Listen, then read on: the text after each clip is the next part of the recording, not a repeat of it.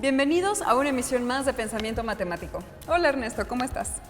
Hola David, ¿cómo estoy? Pues me siento raro, incómodo con esta tecnología que expone nuestros datos personales. Coincido contigo. Además es un poco abrumador saber que alguien más tiene información tuya, ¿no?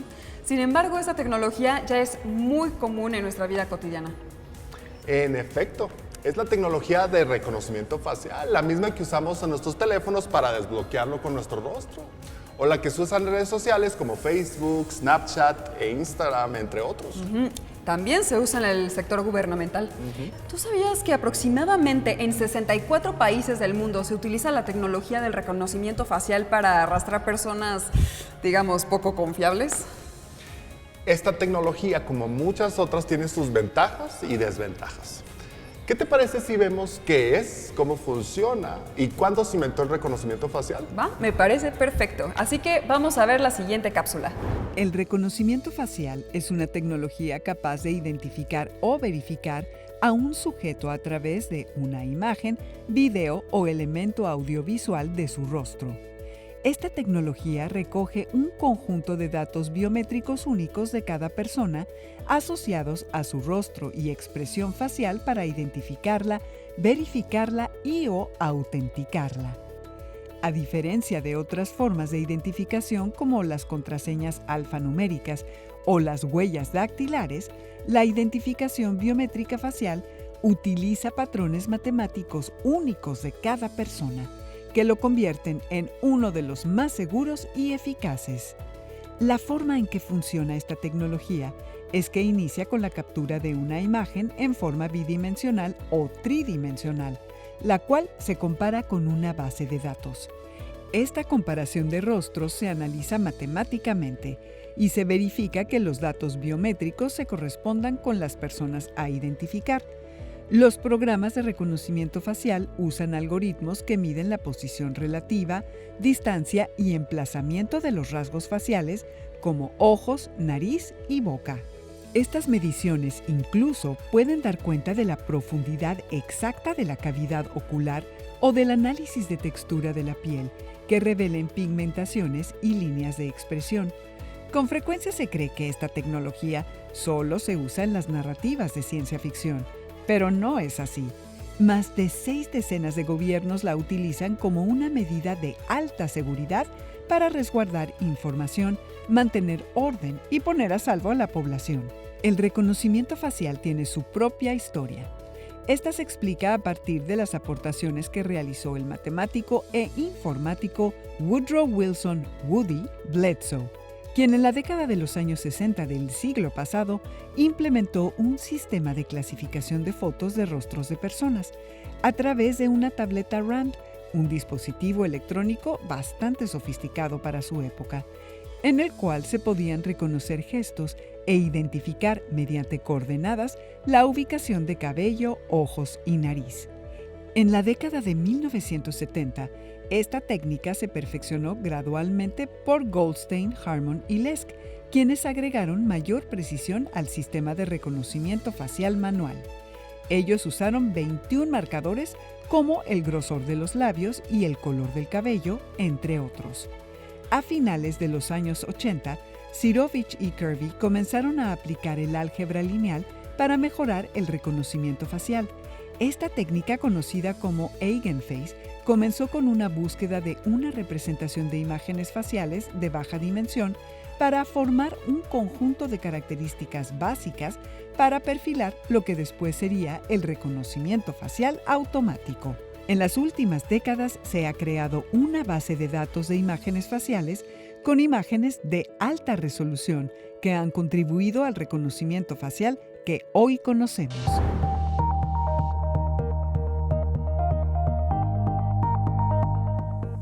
Oye Ernesto, ¿tú has escuchado que la cara es el espejo del alma? Sí, claro, pero también con todo esto que hemos visto, también es el espejo de nuestra vida, ¿no? Fíjate que a partir de 2010, la red social Facebook comenzó a implementar la funcionalidad de reconocimiento facial, que ayudó a identificar a las personas que aparecen en las fotos que subimos a nuestro perfil. Claro, para los millones de usuarios era una novedad etiquetar a las personas, pero esto generaba ciertas dudas con la privacidad. Sin embargo, los usuarios de esta red social no prestaron nada de importancia a este hecho, popularizando esta práctica en la que diariamente se etiquetan a 350 millones de personas con este sistema de reconocimiento facial. Uy, hay mucha información del uso de esta tecnología. Por ejemplo, en 2011 el gobierno de Panamá implementó un programa piloto de reconocimiento facial para reducir las actividades ilícitas. Hay mucho que decir al respecto, pero vamos a centrarnos en el pensamiento matemático, así que vamos con nuestro invitado de hoy. Estamos con Mariana Cañas Delgado, quien es Lead Business Analyst en Google. Mariana, ¿qué tal? ¿Cómo estás? Hola, ¿qué tal, Ernesto? Muy bien, muchas gracias. ¿Y tú? Mi primera pregunta es, ¿qué estudia la biometría, Mariana? La biometría es toda esta parte tecnológica para la identificación basada tanto en datos que son físicos y también biológicos, pero que son intransferibles entre cada uno de las personas, ¿no? De los seres humanos. Por ejemplo, las huellas digitales, no hay una huella digital igual entre una persona y otra. Obviamente la cara, por ejemplo, inclusive el ADN, a veces tenemos también un reconocimiento por voz, y bueno, todas estas características que pudiéramos decir que son intransferibles de ser humano a otro. Mariana, ¿cómo funciona el proceso de reconocimiento biométrico? Mira, el reconocimiento biométrico es debido a que nosotros tenemos características como humanos que son totalmente singulares. Nosotros lo que vamos a hacer es recopilar todos los datos de estas características para ponerlos en un banco de datos y poder detectar e identificar a una persona, ¿sí? Es decir, vamos a capturar primero estas características esenciales y después vamos a poder decir estos datos corresponden a tal persona. Al ser datos únicos, no vamos a encontrar dos personas iguales, ¿no? Entonces vamos a poder decir, ok, esta huella, me estás dando una huella o me estás dando, por ejemplo, una cara que ahorita está tan de moda, obviamente, aparte del reconocimiento facial. Entonces vamos a poder llevar una identificación todavía a unos modelos de seguridad todavía mayores que los que existen originalmente, ¿no? Mariana, digitalmente se usan algoritmos para el reconocimiento. ¿Cómo trabaja un matemático con esta tecnología? Mira, como te mencionaba, ya todo esto se va a un modelo de Big Data, ¿no? Son demasiados los datos que estamos recopilando. Anteriormente, te estoy hablando que toda esta tecnología, por ejemplo, el reconocimiento facial viene desde los años 60. Entonces, imagínate ahorita cómo todo esto ha evolucionado. Realmente esto ya se viene, los modelos de análisis se han ido profundizando, no nada más a nivel de computadora, sino que cada vez nosotros también hemos estado detectando mayores características que son dentro de nuestro propio rostro, ¿no? Esto nos permite estudiar no nada más la parte de la tecnología, sino que también de nosotros, inclusive una textura facial, una tez facial. Entonces, todos estos datos les han estado ayudando a los matemáticos para crear modelos de análisis más robustos todavía. Ok, ¿cómo podemos sacar provecho de las bondades de la tecnología para el reconocimiento facial? Mira, hay muchos, inclusive nosotros ya lo vivimos día con día, ¿no? ¿Cómo desbloqueamos el celular? Pues el celular ya lo desbloqueamos con la parte de la cara, ¿no? Pero no nos vayamos tan lejos, ya también inclusive los bancos ya tienen su propio base de datos biométrico, donde para las aplicaciones ya no nada más te van a pedir la parte de la huella digital, también te van a pedir la parte de reconocimiento facial.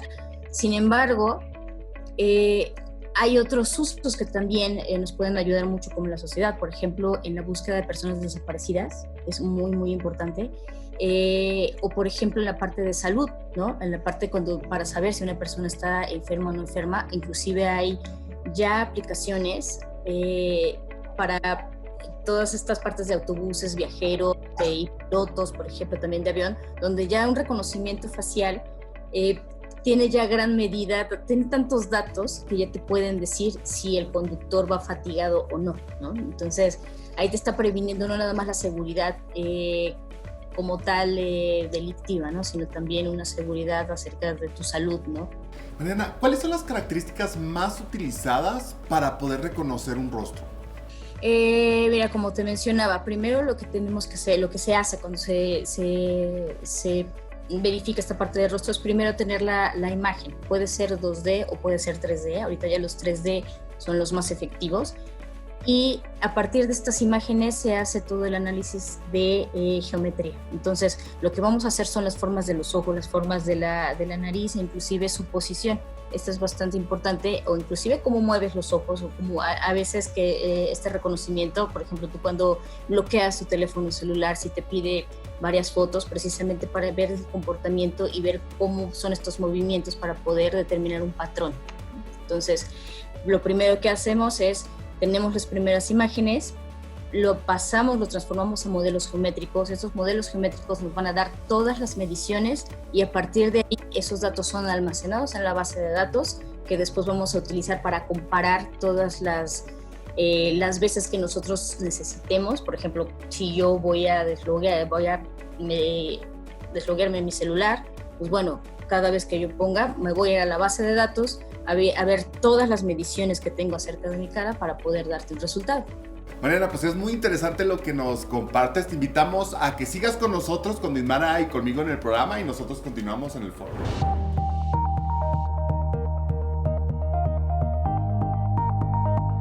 Otro dato importante que se sabe de esta tecnología es que para reconocer un rostro se utilizan algoritmos. Pero un solo algoritmo utiliza 16,000 puntos de referencia y permite escanear millones de rostros en tiempo real para compararlos con una base de datos, por supuesto con la intención de identificar a una persona. Como decíamos, hay mucha información al respecto. Por ejemplo, el reconocimiento facial se está combinando con otras técnicas de datos biométricos como lo son el iris, las huellas o incluso la forma de caminar. Con esto se pretende mejorar la identificación de las personas, aun cuando se carece de una fotografía nítida. Elemental. Y ya que andamos con esto de los datos, fíjate que los sistemas de reconocimiento facial tienen complicaciones de identificación a ciertos grupos sociales. Por ejemplo, la base de datos de mujeres de color es mínima en comparación de mujeres blancas o caucásicas. Este mismo problema existe con las personas orientales, en este caso por la característica en sus rasgos faciales. Así que aún tiene un largo camino por recorrer la tecnología de reconocimiento facial. Sí, elemental. ¿Te parece si regresamos con nuestro invitado? ¿Vamos? Continuamos con esta entrevista muy interesante de reconocimiento facial con Mariana Cañas Delgado. Mariana, bienvenida de vuelta. Mariana, ¿qué debemos tomar en cuenta al usar esta tecnología de reconocimiento facial? Tenemos que tomar en cuenta, uno, la protección de nuestros datos. Entonces, por ejemplo, aquí en México tenemos la Ley Federal de Protección de Datos en Manos de Particulares. Y lo que tenemos que tomar en cuenta también es que no podemos estar regalando nuestros datos a cualquier persona, ¿no? Esos datos, digo, tal vez nosotros no lo sabemos, pero los datos son muy caros. ¿Y para qué te sirven? Precisamente para empezar a segmentar cosas. Inclusive aquí en la parte de reconocimiento facial estamos hablando de cosas todavía más serias, ¿no? Porque inclusive muchas veces nuestra cara puede estar apareciendo en lugares donde no queremos, ¿no? No sé, fotografías delictivas, cosas, todo esto. Entonces tenemos que tomar muy en cuenta todo esto. Por ejemplo, con los bancos sabemos que tienen una legislación muy fuerte y que pueden tener este tipo de datos solamente cumpliendo ciertos estándares de seguridad, ¿no? Que no los van a estar compartiendo, y eso creo que es muy personal y deberíamos nosotros de tener también esa cultura tecnológica de cuidar este dato que es tan importante, ¿no? Mariana, ¿cuáles dirías tú que son las principales dificultades para reconocer un rostro digitalmente? Mira, esta tecnología, como te decía, viene desde los años 60, ¿no? Ha avanzado a gran escala, sí. Sin embargo, no hay una base de datos central como tal, donde tengamos absolutamente todos los datos de las personas. Digo, por ejemplo, ni siquiera tenemos la de las huellas, ¿no? Estados Unidos tiene un gran banco. Sin embargo, bueno, depende también mucho de la región en la que se esté utilizando. Vamos a tener algunos tipos de problemas. Por ejemplo, en esta parte de Oriente tenemos algunos problemas de algunos falsos positivos en identificar personas, por ejemplo, afroamericanas o asiáticas. Pero digamos, no existe todavía una estandarización completa tanto de los datos que nosotros estamos obteniendo, porque ahorita todo es, todo el mundo está trabajando de forma paralela, pero todo el mundo está trabajando por su parte, ¿no? Entonces, sí, si nosotros vamos a estar seguramente si yo me voy, o cualquiera de nosotros nos vamos a, no sé, a Japón, pues vamos a tener a lo mejor un poquito más de problemas que si nos vamos a Estados Unidos o aquí en México, ¿no? Mariana, ¿qué otras técnicas de reconocimiento biométrico existen? La más utilizada, obviamente la que más conocemos, pues es la de la huella digital, ¿no? Tenemos también otras más, que es la parte del iris, que es también por ahí cierto. El iris es muy interesante porque también tenemos un patrón muy, muy parecido al de las huellas digitales. El reconocimiento por voz, el cual también, bueno, no es 100% seguro, pero también es muy interesante. Y hay una parte del patrón venoso dentro de las manos, el cual también se utiliza casi siempre, no sé si has visto o ustedes lo han notado a la hora de que nosotros vamos a identificarnos con la primera vez con la huella digital, nos piden la huella digital, nos piden la palma de las manos, precisamente para ver todos estos patrones.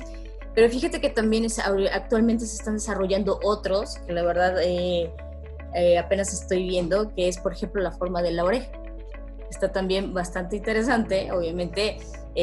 Otro de los retos de todas estas tecnologías, bueno, ¿qué pasa si me mutilan, no? Y sobre todo la oreja, que es, no sé, a lo mejor no es tan común, ¿no? Pero bueno, ya también tenemos la parte del ADN, ¿no? Que el ADN, bueno, se utiliza también ya bastante como la huella digital. Mariana, ¿hacia dónde consideras tú que vamos en esto del reconocimiento facial con esta tecnología? Toda esta tecnología se basa en la identificación.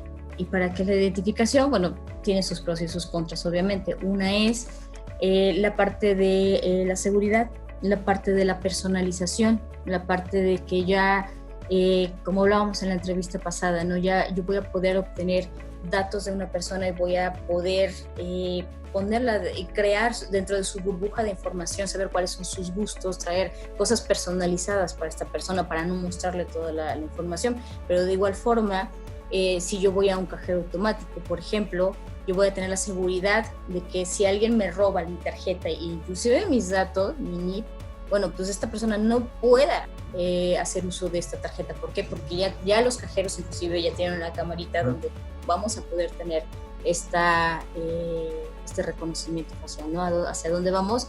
Vamos a sistemas de seguridad mucho más robustos, obviamente. De hecho, por ejemplo, en China ya los policías ya tienen una especie de lentes que se parecen mucho a los de Google, donde ya estas caras están grabando precisamente para detectar personas a las cuales están buscando por medio de la ley, ¿no?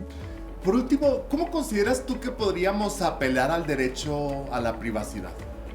Este es un tema que es súper interesante. Como te decía, nosotros, por ejemplo, en México tenemos la Ley Federal de Protección de Datos. Y aquí, por ejemplo, es un tema muy en boga aquí en México, sobre todo por estas legislaciones que quieren que las telefonías, por ejemplo, den los datos biométricos.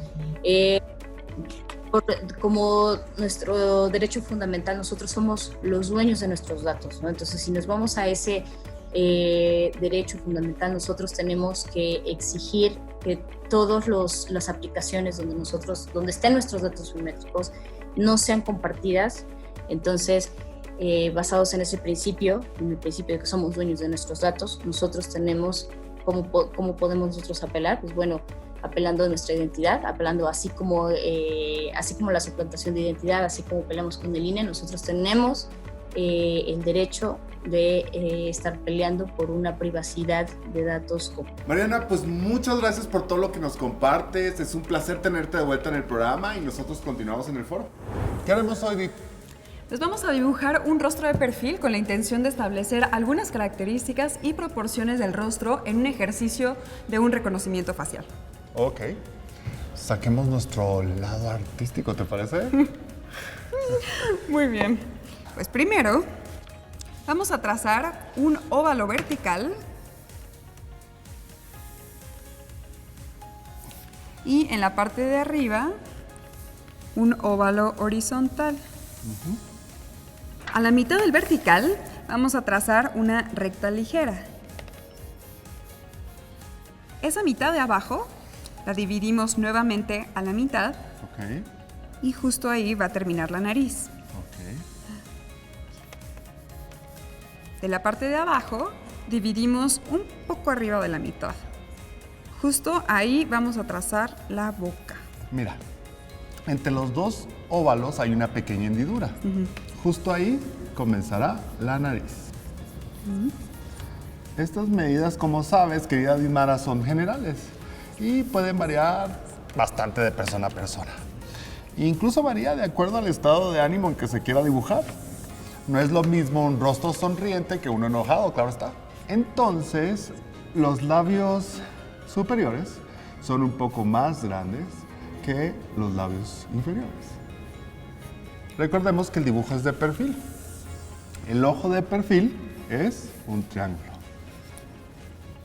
La oreja generalmente se ubica a la altura de la ceja y donde termina la nariz.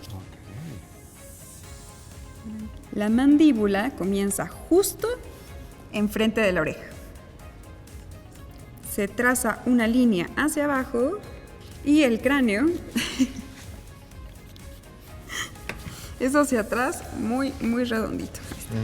Para quienes no tenemos práctica en esta actividad y trazamos líneas muy marcadas, cuidado porque es tiempo de borrarlas. Muy bien. Ahora le colocamos cabello. Recuerden que esa es una de las mediciones que se realizaron en los comienzos del reconocimiento facial por Bledsoe. Y así terminamos nuestro experimento de hoy. ¿A poco no quedó como una obra de arte, Dismara? Muy sí.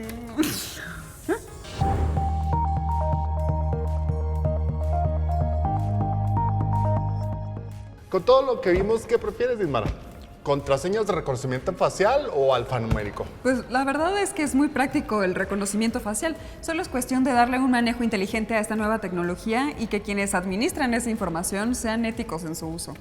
Coincido plenamente contigo, ¿eh? Pero bueno, hemos llegado al final de este programa y nuevamente los invitamos a que nos sigan por las redes sociales. Recuerden visitarnos en jovenesencasa.cep.gov.mx. Únete a la comunidad de Jóvenes en Casa en Facebook. Y si quieren ver los programas de Jóvenes en TV, busquen nuestro canal de YouTube.